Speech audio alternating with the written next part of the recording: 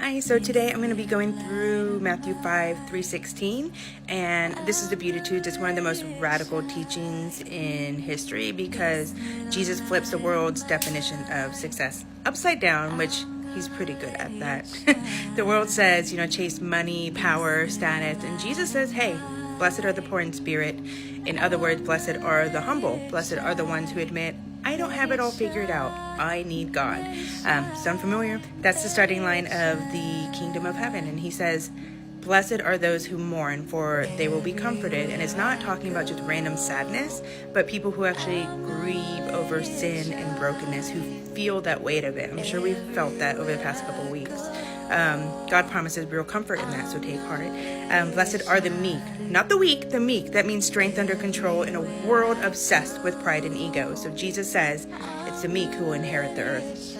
Then blessed are those who hunger and thirst for righteousness, not just for likes, not for comfort, not for popularity, but righteousness, living right with God. That hunger, he promises to fulfill it.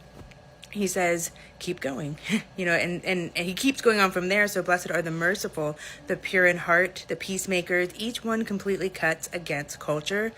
The world says, get even. Jesus says, show mercy.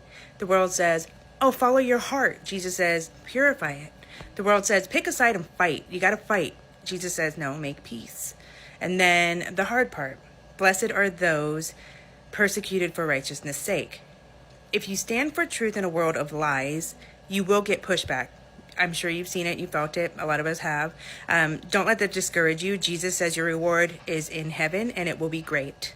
Then he shifts a little bit. He says, you are the salt of the earth. You are the light of the world. Salt doesn't just sit there. Salt changes whatever it touches. It preserves, it flavors, it impacts.